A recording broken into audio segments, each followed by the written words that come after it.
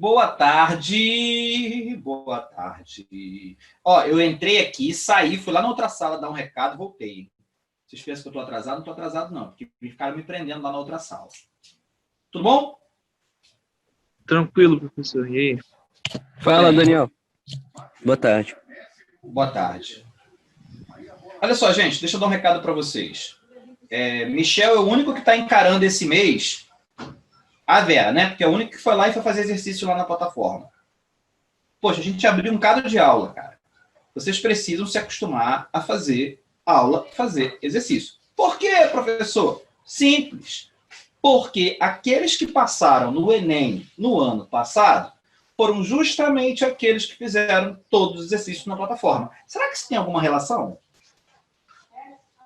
Ou foi um simples fato de por acaso?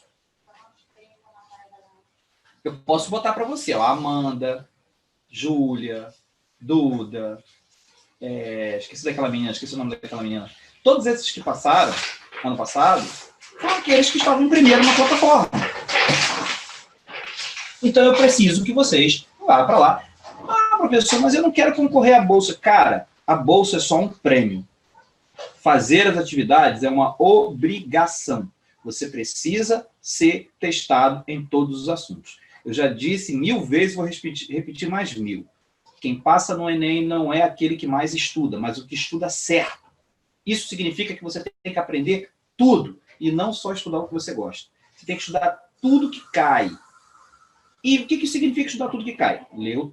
Outra coisa que eu tenho observado, eu tenho total controle na plataforma. Tem gente que faz a atividade, mas não abriu a aula, não abriu o curioso, não abriu o nerd. Ué, como é que o cara vai fazer exercício sem antes ter estudado?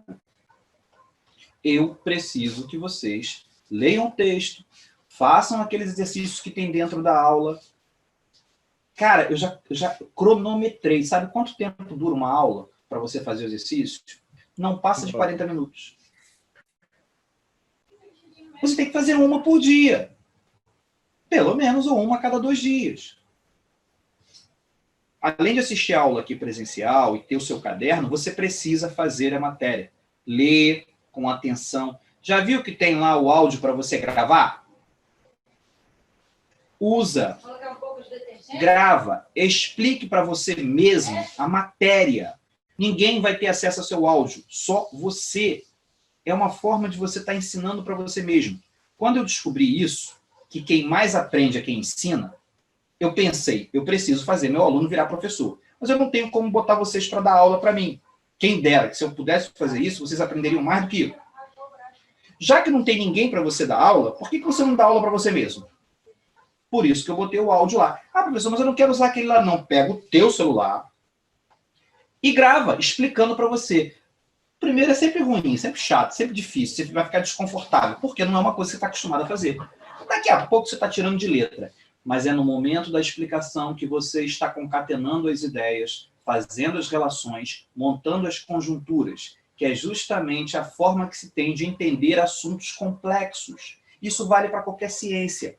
Quando você explica para você mesmo, você arruma na sua cabeça as ideias, porque você está usando a linguagem, e a linguagem é organizada. O pensamento não é, mas a linguagem é organizada.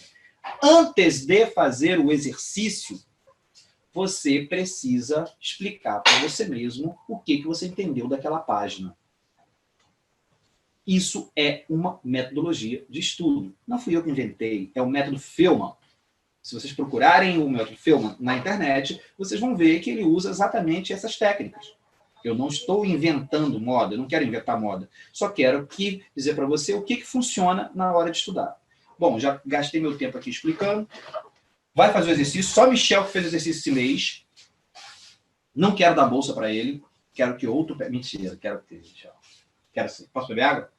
Obrigado. Pode, sim.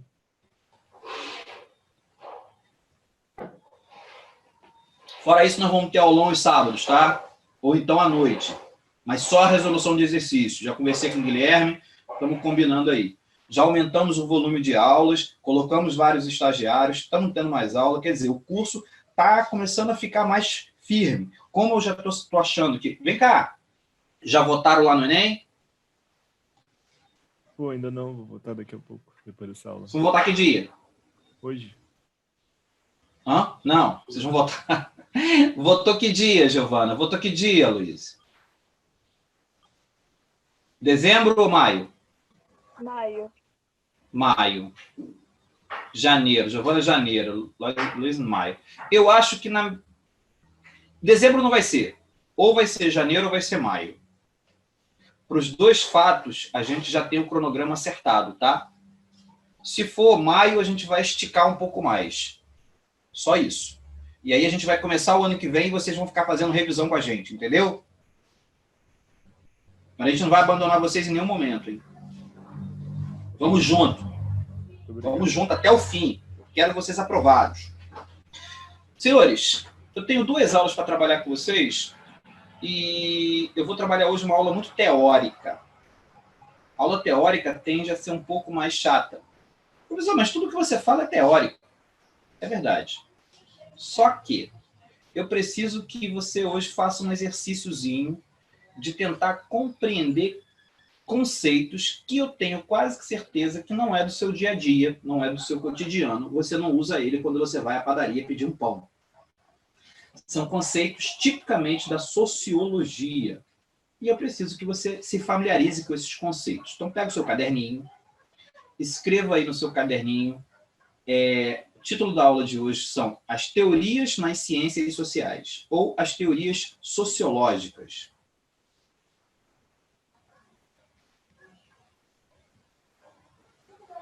Eu não posso entrar em sociologia no Brasil sem explicar para vocês as principais teorias sociológicas. Nas últimas aulas eu falei sobre os teóricos, falei com cada um deles, falei do Durkheim, falei do Karl Marx e falei do Max Weber. Falei um pouquinho da teoria de cada um. E depois, na aula passada, eu falei sobre as desigualdades sociais, né? A estratificação social. Lembram dessa aula?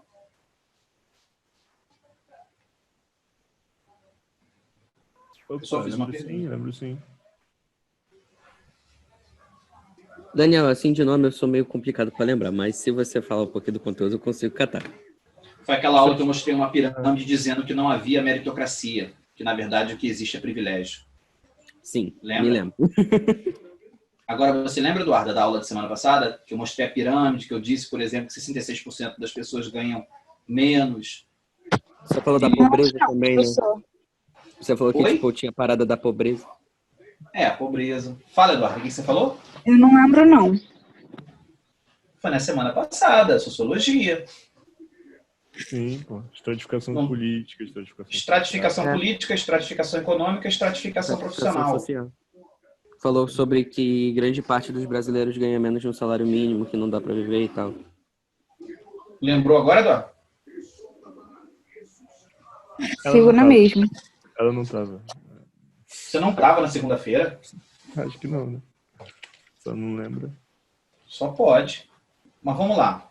Pega o seu caderno aí, coloca aí, teorias sociológicas.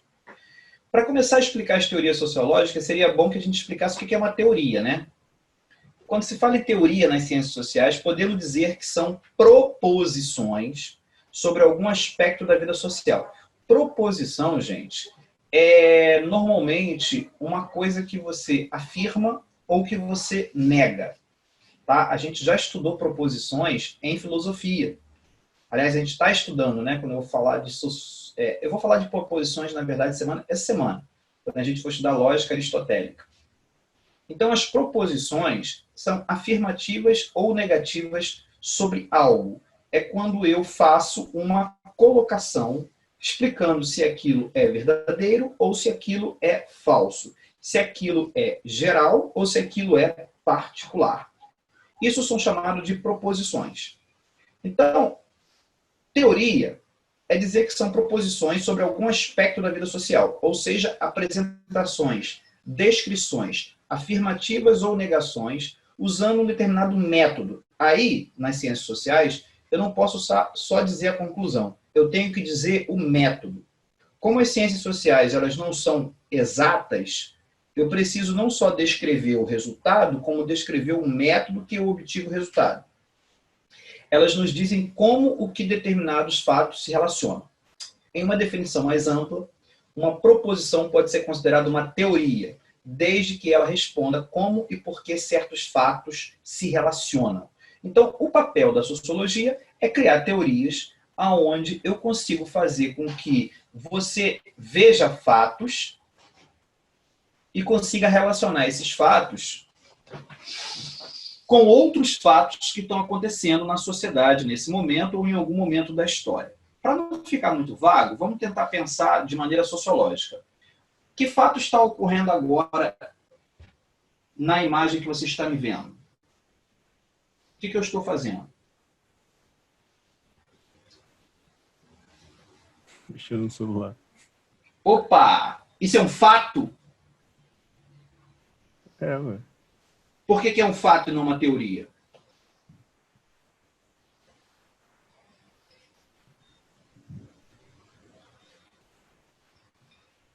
Vamos, gente, me ajuda a pensar aí, caramba. Porque todo mundo viu?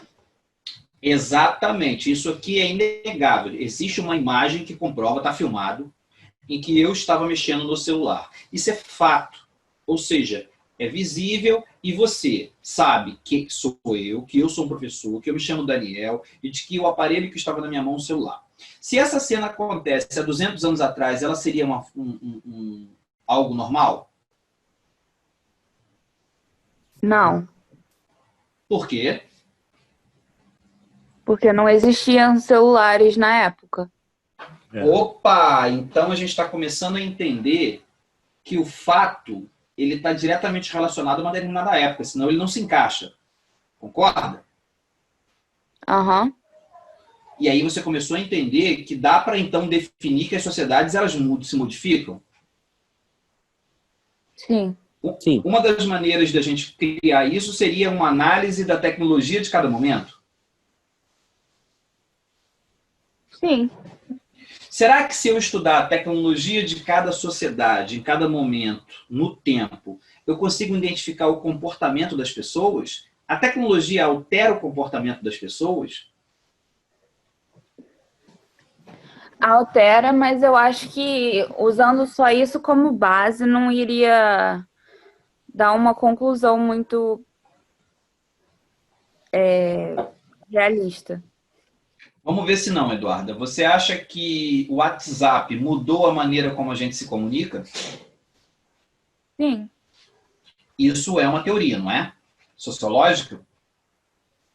A comunicação entre as pessoas foi modificada nos últimos 5 anos? Muito. Totalmente. Alguém tinha ideia de que isso ia acontecer? Não. E qual foi o causador desta mudança? O agente. Tecnologia. Tecnológicos. A tecnologia. Dois fatores podem ser colocados. O fato de existir a tecnologia e o fato dela ter se tornado popular. Sim. Não é o fato só de ter uma tecnologia, como essa tecnologia se tornou muito acessível e barata. Por isso que ela conseguiu fazer com que as pessoas se comuniquem. É só você pensar. Por que todo mundo tem o WhatsApp? Porque todo mundo tem. Todo mundo. Porque todo mundo tem o WhatsApp, entendeu? Então é assim, não tem lógica eu ter um outro aplicativo de mensagem instantânea onde eu não vou mandar mensagem para ninguém. Né? Eu preciso estar no lugar onde todo mundo está. E esse foi o grande barato do WhatsApp. As redes sociais, cada uma delas tem um formato próprio de comunicação. Mas aquele que substituiu, de certa forma, as ligações telefônicas foi o WhatsApp. A pergunta que eu tenho para fazer para vocês: você acha que a substituição das comunicações que eram feitas por telefone para o WhatsApp foi uma substituição superior em qualidade de comunicação, inferior, igual? O que vocês acham? Calma, repete aí, Daniel. Vocês falaram para mim que o WhatsApp mudou a forma da gente se comunicar. Sim, sim. Vocês acham que a gente está se comunicando mais ou menos do que antes da existência do WhatsApp? Mais. Mais. Eu acho que bem mais. Mas no mundo 24 horas por dia. A qualidade dessa comunicação que a gente está tendo à distância, ela se tornou melhor igual ou pior com o WhatsApp do que era antes? Melhor. É, Em que melhor sentido qualidade. você afirma que é melhor? Melhor, É mais rápido. mais acessível em Velocidade, qualquer qualidade distância, sem cobrança. O fato de Fácil. eu ter várias mídias, o telefone é só a voz. O fato de eu agora enviar uma imagem, fazer um vídeo, ter chamada de vídeo, ter chamada de áudio, poder mandar um texto, é mais completo do que só eu poder falar com a pessoa em tempo real? Com Acredito certeza. que sim. O telefone é sempre 1 para 1, né? Existia, por exemplo, o lance de criar sala, mas era alguma coisa que quase ninguém usava entre telefone. Já no WhatsApp, a gente vive de grupos. Eu mando mensagem uma vez e isso se replica para 40 pessoas. Isso é uma forma mais aprimorada de se comunicar, um para muitos? Sim. Sim. Pessoal, o que a gente acabou de fazer agora foi uma análise sociológica, onde a gente está criando uma teoria. A gente está criando uma teoria de que a tecnologia foi capaz de alterar o comportamento dos seres humanos. A gente usou nós mesmos como fonte, fizemos, então, toda uma análise dos dados, nós fomos a própria fonte e falamos do método, né? Analisando como que a gente utilizava a comunicação e como a gente passou a utilizar, a gente chega a uma determinada conclusão. Então, essa teoria, dizendo que a gente está falando mais e que está se comunicando melhor por conta da tecnologia, é alguma coisa que é muito notável. Mas a gente não fez uma pesquisa científica propriamente dita, fez? Não, não fizemos não. Mas a gente elaborou uma teoria, não elaborou? Verdade. É difícil demais alguém negar que isso não seja assim. Eu acho que qualquer pessoa que fizer um estudo sério, fazendo entrevista, fazendo levantamento de dados, eu acho que todo mundo vai dizer que a qualidade aumentou e que a quantidade aumentou de comunicação em relação ao que as pessoas faziam antes da existência do WhatsApp. Então, gente, é isso que eu estou querendo dizer para vocês. Uma teoria, ela é uma forma de você responder à realidade fazendo uma relação entre os fatos e construindo uma narrativa para explicar algum tipo de comportamento social. Tá?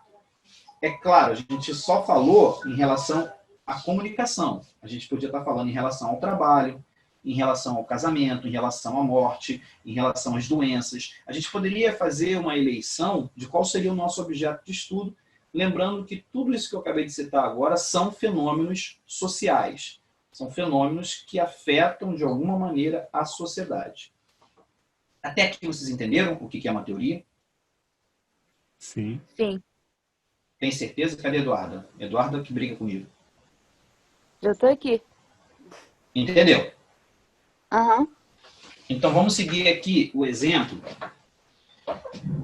de como a sociologia acabou surgindo e quais foram as principais teorias que foram construídas, que se tornaram base para o pensamento sociológico em todas as outras épocas.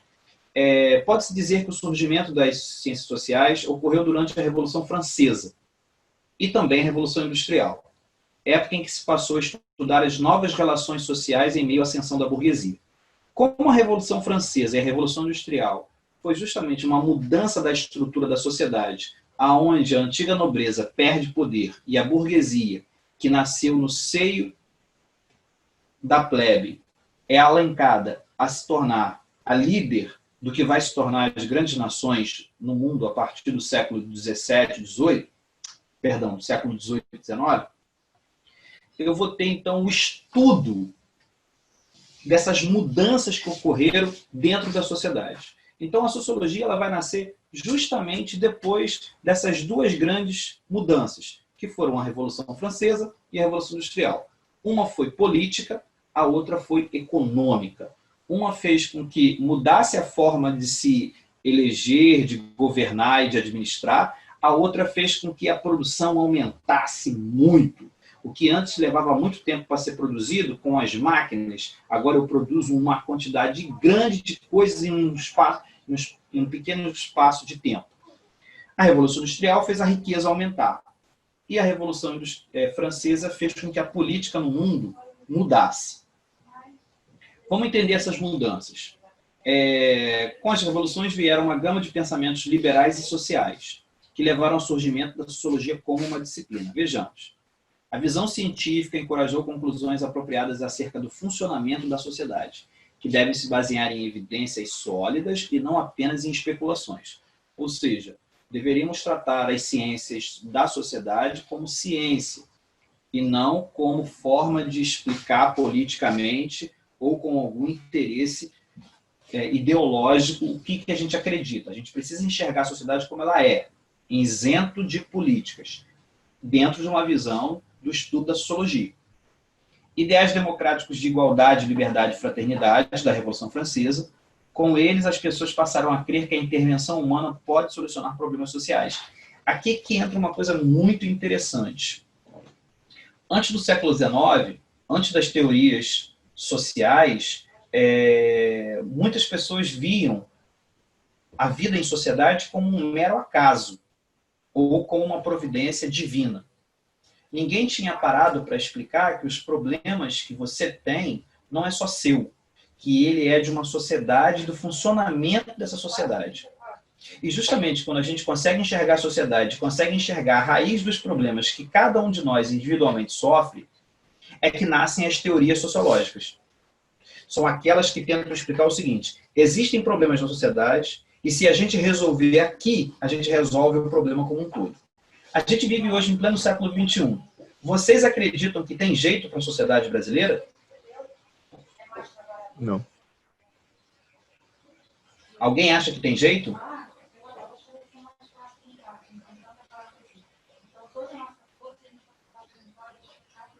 Dificilmente, professor. Mas vocês conseguem enxergar quais são as causas? Mais ou menos. A gente é muito bom em encontrar problema, a gente é difícil de apontar a solução, mas problema a gente consegue achar. Né? Qual é o maior problema, ao seu ver, da sociedade brasileira atual? Eu poderia fazer um questionário fechado, mas vou fazer um questionário aberto. Eu acho que Individualismo. a falta de como que eu posso explicar? Tipo, num debate você não consegue simplesmente dizer a sua opinião sem sair ofendido, digamos assim. Então deveria ter, por exemplo, uma visão democrática, mais democrática. Uma visão menos violenta da opinião dos outros, eu acho. Seria democrática, seria a aceitação de que a sua ideia não é a principal ideia. E de que necessariamente ela não é a melhor. Pode ser que exista uma ideia melhor. Qual seria o outro problema da sociedade brasileira? Quem pode me apontar? Olha, individualismo. Desonestidade. Já anotei. Imediatismo. Falta de paciência também é uma coisa muito... Imediatismo. É um grande problema. Alguém falou outra coisa que foi o quê? Desonestidade. Desonestidade. Eu poderia, por exemplo, fazer o trabalho sociológico de perguntar para cada um de vocês se aprofundarem. Por que existe individualismo? Por que as pessoas estão cada vez mais individualistas? Vocês conseguem entender as causas? Vocês me apresentaram a consequência. A consequência é um problema, é a sociedade vivendo e sofrendo com essas situações. Se eu consertar o individualismo, se eu fizer as pessoas terem uma visão mais democrática, se eu fizer as pessoas não serem mais tão imediatistas, e se eu fizer alguma coisa que as pessoas deixem de ser desonestas, a sociedade melhora? Melhor. Acredito que gradualmente melhore. Porque, tipo, cada um desses problemas está atrelado a uma coisa que é muito importante, que acaba mudando a sociedade. O individualismo, se você for parar para pensar, é basicamente a causa, vamos supor, de talvez talvez não. Acho que envolve muito, sim, preconceitos, discursos de ódio. Opa, você me apresentou outros, preconceitos. Esse tipo de coisa. É por isso, ô Lucas, se a gente é capaz de encontrar os problemas A gente é capaz de resolvê-los? Não, acho que dá para resolver. O problema é que para resolver é uma coisa que você vai ter que mudar uma massa muito grande de pessoas de uma maneira tão radical quanto foi para começar isso. Eu acho que esse é o grande ponto. Acho que solução tem. O problema é você acabou de explicar para mim a existência da escola. Você entende que a escola foi um mecanismo de construção justamente para que eu conseguisse transformar a mentalidade de uma massa muito grande de pessoas? É verdade. Então, a escola, ela tem esse papel. E cumpre, tá? Você não tem ideia do que seria a sociedade sem escola. Só que isso não fez com que todos os problemas se apagassem. Pelo contrário, criou novos. E aí é que entra a gente vive uma sociedade muito complexa, mas também muito rica, muito próspera. Entendeu? É só você comparar a nossa vida com a vida de uma pessoa que vivia de maneira tribal. A gente vive numa sociedade em que os benefícios são muito maiores, mas que os problemas também são muito mais complexos.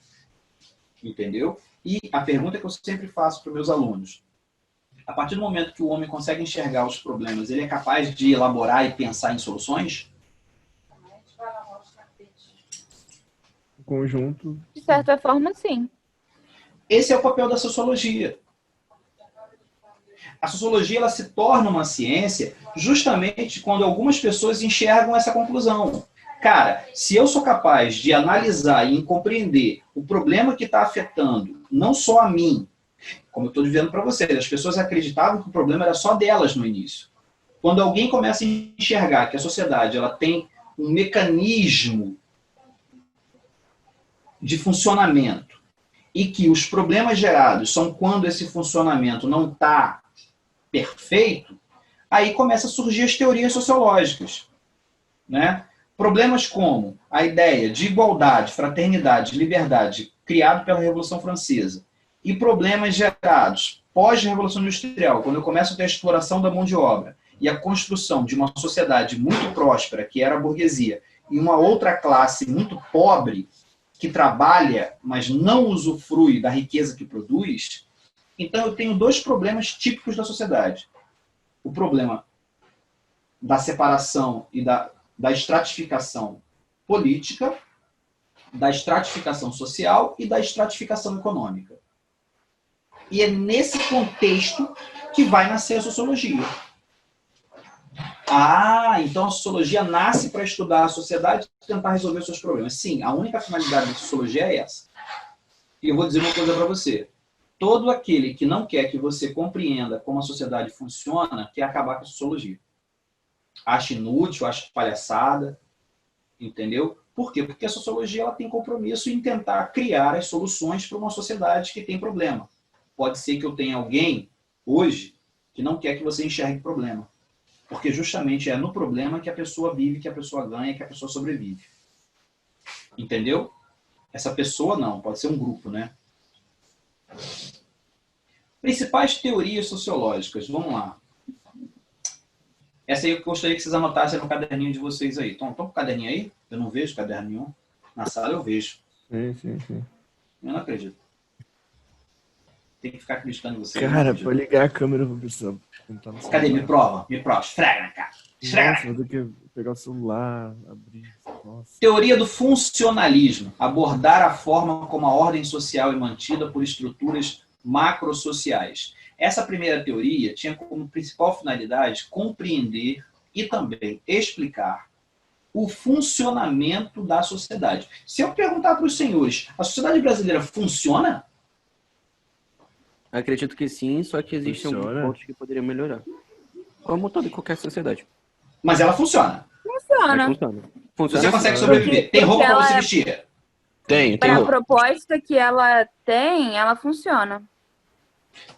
Então, uma das teorias sociológicas é: vamos analisar o funcionamento da sociedade, encontrar onde estão as falhas e consertar essas falhas para que ela sempre funcione melhor. Como é que é o nome dessa teoria? Pra cá. Funcionalismo. Não tem lógica essa teoria? Muito bacana, né?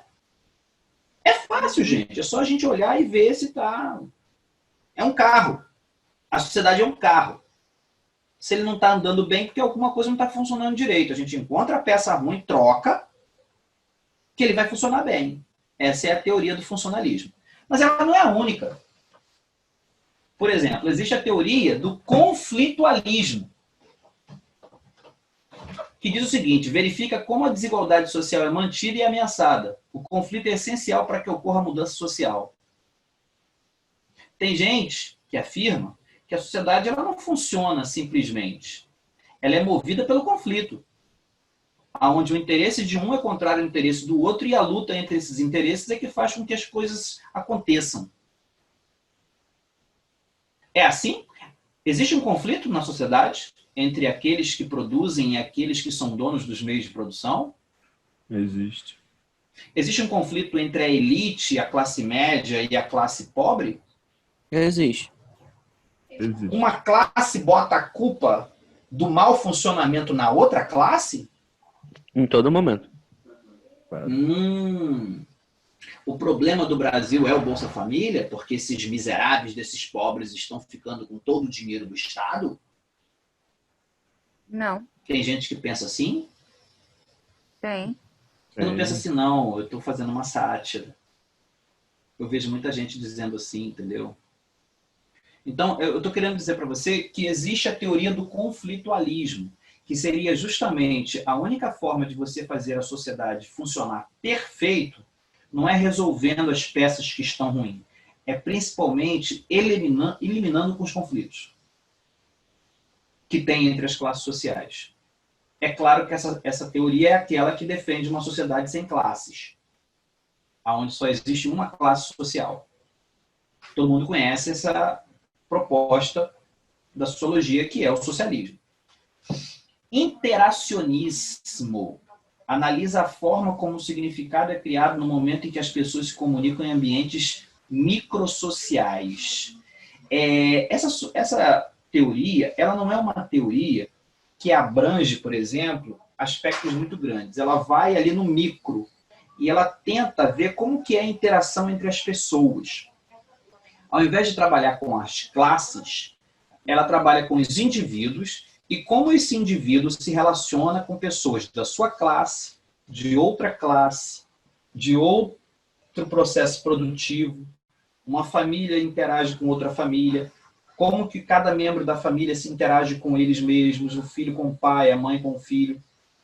Dentro de uma visão da teoria interacionismo, importa muito como que é o comportamento entre as pessoas. Ou seja, para o interacionismo, são as ações individuais que fazem e promovem as mudanças na sociedade. É aquela velha máxima: quer mudar o mundo? Começa mudando você mesmo. Isso tem uma razão? Um pouco. O exemplo de conflito, Francisco, o exemplo de conflitualismo é justamente a ideia do Karl Marx de que existe uma luta de classes entre o patrão que quer que você trabalhe mais e pagar menos porque acha que você trabalha pouco, e você que trabalha muito, entendeu? E acha que o patrão paga pouco, entendeu? E aí ali existe uma luta de classe. Não é uma luta propriamente briga, não, porrada, eu vou te bater. Não, é o conflito de interesses. Lembrando que conflito é diferente de confronto. O confronto é quando existe mesmo o choque. O conflito é quando eu penso de uma maneira, você pensa de outra, e a gente não consegue enxergar a mesma coisa. O patrão sempre vai querer que você trabalhe mais porque o negócio dele é a sobrevivência dele. E você vai querer que ele te pague mais porque o seu salário é a sua sobrevivência. Existe um conflito de visões de mundo porque você nunca vai enxergar pelos olhos do patrão e o patrão não vai enxergar pelos olhos do empregado. Dá para entender isso? Ou não? Dá, professor. É aí que eu falo do individualismo. É você só entender as coisas de acordo com a sua Mas isso não perspectiva. acontece de maneira individual, Michel. É um comportamento individual, mas ele é coletivo. As pessoas, na sua grande maioria, fazem dessa forma. Talvez, se elas enxergassem que toda a sociedade age assim, elas poderiam unir-se firmar um acordo e passagem diferente. São os chamados contratos sociais. No Brasil, isso se dá por intermédio de leis. Quando é criada uma lei no Congresso, ele tem exatamente essa finalidade, fazer com que toda a sociedade se comporte de uma determinada maneira. Eu vou dar, por exemplo de 2 códigos de leis que foram muito bem sucedidos da Constituição de 88. O Estatuto da Criança e Adolescente, o ECA, que criou uma série de visões de como a criança tem que ser tratada. Por exemplo, toda criança tem que estar na escola, isso é lei. Criança não pode trabalhar. Graças a Deus, no Brasil, reduziu muito o trabalho infantil. Ninguém pode espancar, bater em criança como se fosse um objeto seu. Tem lei para defender. E se eu falar para vocês que antes de 1988 não tinha nada disso? E que muita criança sofreu? Vocês não têm ideia, gente. Vocês não têm. Tem porque vocês ouvem as pessoas falando. E outro estatuto que deu muito certo é o Estatuto do Consumidor. Hoje ninguém é bobo de comprar um produto e se ferrar. Existe uma lei que diz que a gente tem um contrato. Ó, se eu comprar uma coisa e não for atendido... E se eu disser para você que antes de 88, se você comprasse alguma coisa e viesse ruim, quem te vendeu não tinha obrigação de trocar nada? Você sabia disso? Ou não sabia? Eu não sabia que era exatamente 88, mas eu já imaginava que era assim. Na verdade, não é nem 88 não. O Estatuto do Consumidor, o Código de Defesa do Consumidor vem um pouco depois. Assim, são as leis que vão criar exatamente o contrato social aonde você vai ter a regulação para que os nossos comportamentos passem a ser todos uniformes. Então, todo mundo que se sentir lesado agora tem um amparo legal para buscar os mecanismos para tentar resolver esse problema. Lembrando que isso cai dentro da teoria do conflitualismo. Existe um conflito entre quem vende um produto e quem compra o produto. Não existe um conflito aí? Eu não quero vender mais para ganhar mais e eu quero comprar uma coisa que funcione pelo menor preço? Não existe? Sim, sim. E como é que eu organizo esse conflito dentro da sociedade brasileira? Lei. Eu tenho uma lei que vai tentar uniformizar para que haja uma harmonia. Então, quem oferece produtos e serviços e quem compra produtos e serviços estão amparados por essa lei, que tem a baliza do que cada um fazer. Então, quem produz já sabe, eu tenho que dar 3 meses no mínimo de garantia. Eu tenho que prestar assistência técnica. Eu preciso ressarcir caso o produto não esteja bom. Isso está em lei. Então, eu já defini as regras. O cara que vai produzir, ele já coloca tudo isso na planilha de custo dele. E aí, na hora de colocar o preço no produto, ele sabe exatamente quantos produtos vão voltar, quantos eles vão ter que atender, quanto que custa o meu serviço de atendimento ao consumidor, o meu saque. E tudo isso tem que ser calculado para que a gente tenha as regras. E o consumidor, por outro lado, quer ser bem atendido, ele quer ter um serviço para reclamar. Isso é o quê? Uma sociedade que encara que existem conflitos de interesses dentro da própria sociedade e por isso eu tenho que construir mecanismos que venham a resolver esse problema dos conflitos. Entenderam até aqui? Sim. Viu como não é difícil entender as teorias sociológicas? Segundo os principais sociólogos, se eu olhar para a sociedade por intermédio da ideia do funcionalismo, do conflitualismo e do interacionismo, não existe essa palavra. Eu consigo ter uma radiografia científica do funcionamento, da estrutura da sociedade. Eu consigo criar uma teoria social. Obrigado, Michel. O exemplo do vendedor e consumidor foi legal. É verdade, a gente tem uma relação conflituosa entre vendedor e consumidor. Não é de confronto, mas é de conflito. Os principais interesses da sociologia no mundo contemporâneo. Bom, no mundo atual, a gente está analisando... Essa dizer aqui está até um pouco atrasado, tá? A gente meio que mudou nos últimos 5 anos, mas o que se estudava era essa coisa da globalização, né? Essa coisa de que as economias, os países e as culturas estavam se unificando. Hoje, basicamente, em todos os países ocidentais, os jovens usam o mesmo tipo de roupa. Já perceberam isso? Quando vocês veem, por exemplo, na televisão, que nos Estados Unidos, na França, na Inglaterra, usam o mesmo tipo de roupa? Por que a gente não usa roupas mais tão diferentes como eram as culturas antigas? O que é isso?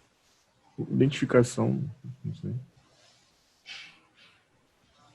A roupa que usa no Brasil é tipicamente do Brasil?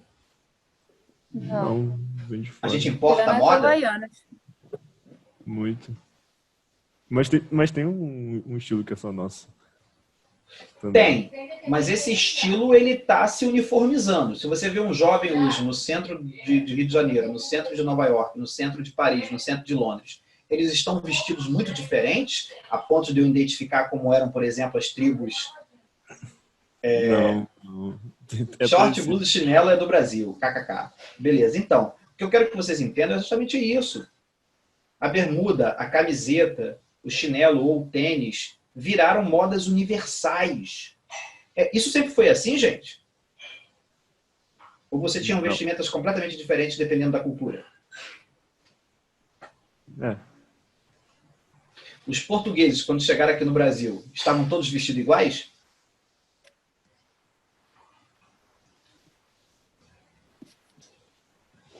Os portugueses, quando chegaram na Índia, estavam todos vestidos iguais? Não, cada um pegou um pedaço de alguma coisa. A gente está virando, a gente está constituindo no mundo uma certa unificação de culturas, tá?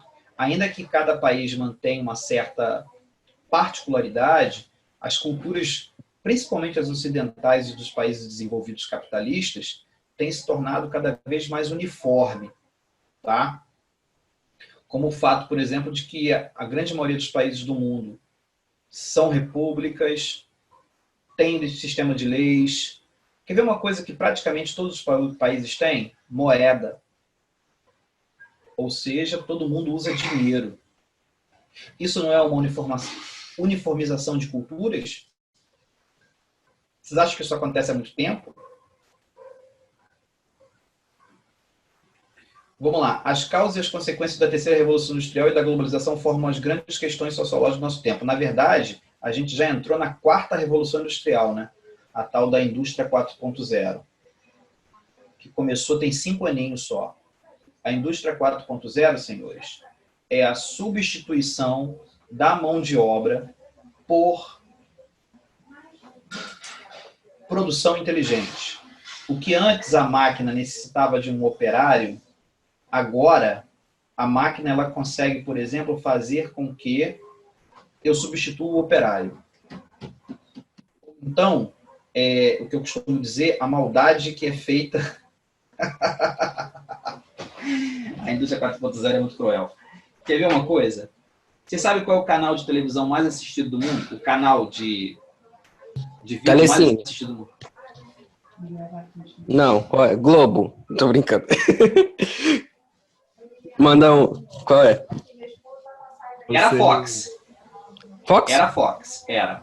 A mais assistida do mundo era o canal Fox. Qual que é nos agora? Estados Unidos. O YouTube.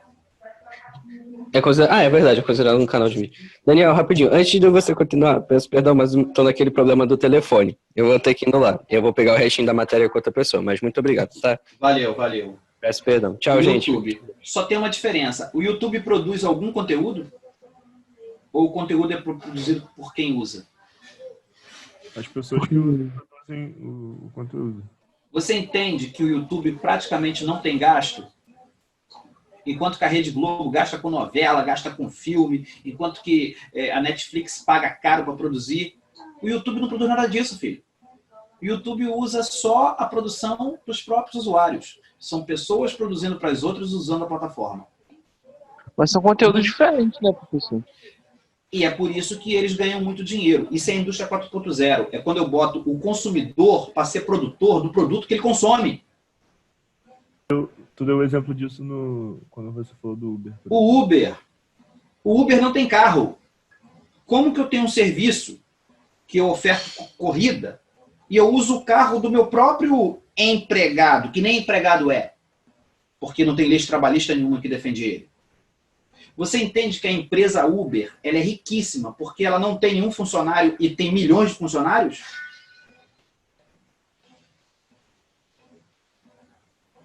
É a indústria 4.0. Olha o drible que os caras conseguiram, donos do capital, para sair e fugir da questão do conflito trabalhista. Eu agora nem contrato mais ninguém e nem tenho a máquina para poder, porque eu uso a máquina do meu próprio colaborador. Entendeu? Eu ofereço o serviço, que são as viagens, mas quem faz a viagem é o meu colaborador. Eu só junto os dois. Eu só sou dono da informação. Eu não sou dono do carro, eu não sou dono, não tenho empregado. Você acha que o Uber ganha pouco? Ou ganha muito? O que vocês acham? Motorista. Porque nem a manutenção do carro é por conta deles. Nada. Ele só dá um E espaço. detalhe, não tem lei Cara. trabalhista, não tem nada de problema de negócio e tem um monte de gente querendo entrar e se você vacilar, ele joga você para fora do aplicativo. Irmão, é uma forma muito interessante de ganhar dinheiro. Entendeu? É isso que eu queria dizer para vocês. Isso tudo faz parte da ideia da Revolução 4.0. Isso está mudando as formas trabalhistas, que é muito interessante. Já tem gente, por exemplo, criando o Uber humano, né? O Uber humano é mó barato. É você ter serviço de pessoas que atendem as outras sem necessariamente você ter que ir para uma empresa. Eu contrato uma pessoa que está em casa, dou um treinamento para ela mexer num aplicativozinho e ela, por exemplo, responde chamadas de outras pessoas. O serviço de saque de um monte de empresas hoje não é mais uma empresa contratada. São pessoas que estão em casa oferecendo esse serviço de saque para outros do Brasil inteiro. Você talvez não saiba disso. Quando o saque não vira um robô. Vocês sabiam que muita gente da Sky, que trabalha na Sky, está em casa? Da Sky, da Enel, de qualquer operadora. Quando você liga para um atendente, você pensa que ele está numa empresa? Pior que eu tenho essa ideia na cabeça. Pra mim, ele tá Não tá não, filho. O cara tá em casa com o computador dele, usando o aplicativo e achando que tá na vantagem. Entendeu? Ele usa a luz dele, a água dele, o telefone, o computador dele. E a única coisa que você faz é passar o aplicativo para que quando o cara ligue, caia na sua casa. Porque eles atendem pelo telefone, pela internet. Sabia disso não, né? Essa é nova. É, senhores. O mundo está mudando. E quem é que vai vencer esse conflito? O que é que vocês acham? O trabalhador ou os donos dos meios de produção? Se continuar donos do assim, meio. os donos dos meios. Eles têm mais dinheiro, mais recursos, mais poder, mais status. O cara que está trabalhando, ele não vê a desvantagem. O cara que tem um Uber, ele acha que porque ganha dinheiro rápido e porque soluciona o problema, ele não entende que aquilo ali, por exemplo, vai fazer com que ele não pague INSS, que não tenha direitos trabalhistas, que ele não... Se, por exemplo, sofrer um acidente, o problema é dele. Não existe nenhum tipo de coisa que defenda ele, entendeu? Do problema que é você explorar a mão de obra do outro. Na visão de um monte de especialista, o mundo está vivendo um retrocesso para aquele que não tem capital, para aquele que vende a força do trabalho. É nesse contexto que as crises econômicas são interessantes. As crises econômicas são boas para quem são os donos do meio de produção, porque eu tenho uma oferta muito grande de mão de obra. Entendeu? Para quem é patrão, crise não é ruim. Dependendo do negócio, né? Tensões entre igualdade e desigualdade de oportunidades e entre liberdade e coercitividade são alguns dos interesses da sociologia atual. Isso aqui é verdade. Discute-se muito. E aqui é que entra aquele velha história de que um partido político defende que tem que ter mais igualdade, que tem que ter mais liberdade, aí o cara vai lá para o lado da esquerda, o outro diz que não tem que ser tão igual assim, que as pessoas não são iguais, elas são desiguais e que depende do esforço de cada um, e aí você vai para o lado da direita, e um quer mais ser livre, o outro diz que não dá para ser tão livre assim, porque muita liberdade faz com que as pessoas se tornem libertino, então tem que existir uma certa coercitividade. Eu vou dar um exemplo para vocês entenderem. Existem pessoas na sociedade que enxergam que a polícia tem que arrebentar mesmo no cacete quem estiver na rua não fazendo nada. Porque quem não tá na rua não fazendo nada não é inocente, né? É vagabundo. Vagabundo merece o quê? Porrada, porque se fosse um cidadão honesto, estava em casa. Não é essa a explicação de um monte de gente na sociedade que defende a violência policial? A coercitividade, né? No entanto, outros falam assim, não, por que eu não posso sair a hora que eu quiser? O que me impede? Por que eu tenho que sair só conforme as horas que as pessoas definem? E aí começa a brigar pela questão da liberdade de expressão, liberdade do ir e vir. E aí tem um monte de coisas. E as pessoas vão divergir de opinião. E os partidos políticos espertos, malandros e muito desejosos de ter o seu voto se dizem defensores de uma coisa ou outra, entendem? E aí você vai ter pessoas que defendem um lado, pessoas que defendem o outro, pessoas que se enxergam, se veem, se identificam com essa visão, pessoas que se identificam com outra visão, e no fundo todo mundo quer. E aí é que entra uma coisa interessante que eu quero explicar para vocês, os fenômenos políticos da atualidade, não é que as pessoas querem resolver o problema da sociedade, as pessoas querem resolver os seus problemas. E aí elas escolhem políticos, elas escolhem votar em um, votar em outro, defender um, defender o outro, porque elas acreditam que dessa forma elas vão ter resolvendo os seus problemas. É mais ou menos a ideia da teoria do interacionismo. Ou seja, as interações entre as pessoas é que acaba designando o seu comportamento dentro de uma atitude como, por exemplo, a eleição, a defesa de uma visão de mundo. Entendeu? Aí é que entra o detalhe. Vocês enxergam dessa forma? Ou vocês não tinham nunca entendido assim?